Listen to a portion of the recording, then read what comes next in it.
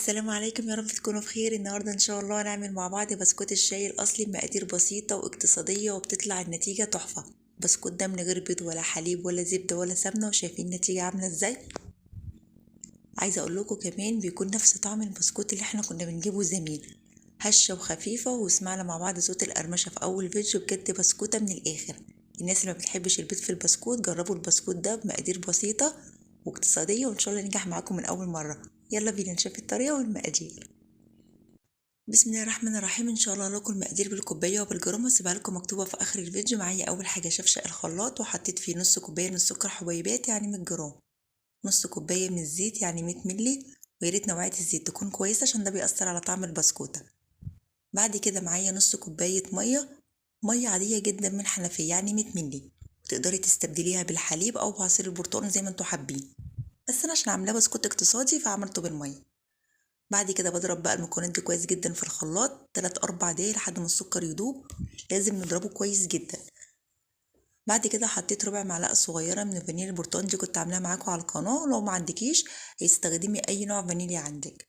انا بصراحه نسيت احطها في الاول بس ما جراش حاجه، حطيتها دلوقتي وبقلبها.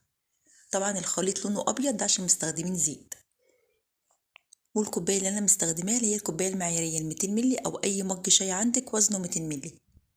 هنيجي المكونات الجافة، معايا كوبايتين ونص من الدقيق متعدد الاستخدامات نخلينه كويس جدا يعني 315 جرام. حطيت معاه معلقة كبيرة من نشا الذرة يعني 12 جرام، ولو عندك بودرة كاسترد ممكن تحطيها. حطيت رشة ملح ونص معلقة صغيرة من البيكنج باودر، وما تزودوش البيكنج باودر عشان النقشة معاكم ما تروحش. فايدة نشا الذرة بتدي نعومة حلوة قوي للبسكوت، لان احنا مش مستخدمين زبدة، ده بيعوض لنا ان احنا مش حاطين زبدة. قلبت المكونات الجافه مع بعض، بعد كده نزلت عليها بالمكونات السايله، وابتدي بقى ان انا المها كده بالمعلقه الاسباتولا او بايديكم، بس بطراطيف ايديكم، ما تعجنوش كتير عشان ما نطلعش ماده الجلوتين الموجوده في الدقيق والبسكوته تعضم معاكم. بصوا انا ببتدي كده ان انا الم العجينه، انا حاساها ان هي طريه جدا، دي ابدا مش هتنفع عجينه بسكوت ان انا افردها واقطعها. شايفين عامله ازاي؟ زودت كده تاني معلقه كبيره من الدقيق، وبرده هبتدي ان انا المها كده بطراطيف ايديا. هبتدي بقى ان انا اشيل كده المعلقه عشان احس كده بملمس العجينه، فهعجنها بايديا. وبرده بطراطيف ايديا مش بنعجن كتير. حسيت برضو ان العجينه لسه معايا طريه قوي، هزود معلقه تاني دقيق. طبعا ده على حسب نوع الدقيق، لان في دقيق بيشرب سوائل ودقيق لا، فانت تنزلي الاول بكوبايتين ونص الدقيق، ولو احتاجت زودي معلقه في معلقه، وابتدي ان انت لميها وشوفي. كده خلاص انا حطيت معلقتين كبار من الدقيق.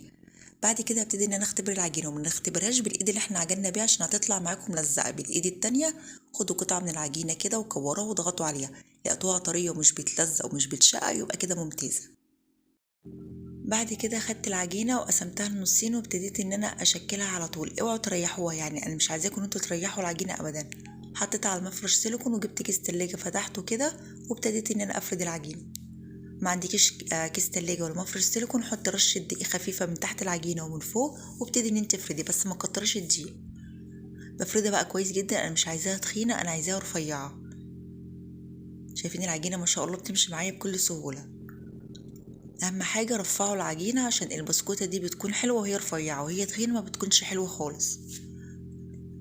بعد كده جبت بقى القطاعة، وابتدي كده ان انا اقطع بالقطاعة. لو ما عندكيش تقدري اللي انت تقطعيها بكوباية، بغطا برطمان، بأي حاجة عندك.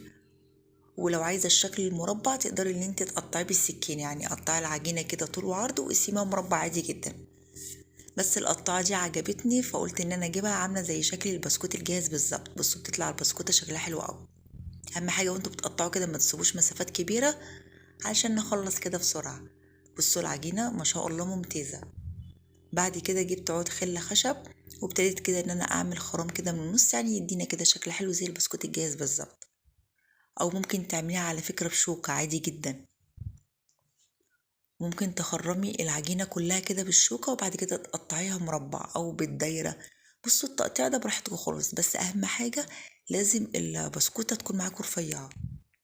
بصوا هجيب برضو الشوكة واوريكم كده ازاي نعملها بالشوكة، هتدينا نفس الشكل. بسكوتة سهلة وبسيطة ومكوناتها بسيطة جدا ومش مكلفة، وفي الاخر الطعم بيطلع حلو جدا.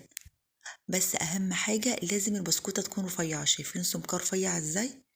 لان برضو هي لسه هتزيد شوية في الفرن. بصوا مفيش فرق خالص بين الشوكة والعود خل الخشب. بعد كده العجينة دي طبعا مش بنرميها، نبتدي كده ان احنا نجمعها على بعض ومش بعجنها، وبسيبها كده تريح 5 دقايق وبعد كده هرجع افردها تاني. بصوا انا سبتها تريح 5 دقايق، بعد كده ابتدي ان انا افردها، او بتشتغلي في العجينة التانية على ما دي تريح. هبتدي برضو ان انا افردها تاني زي ما فردنا اول واحدة، واهم حاجة لازم تكون رفيعة، انا باكد عليكم البسكوتة تكون رفيعة.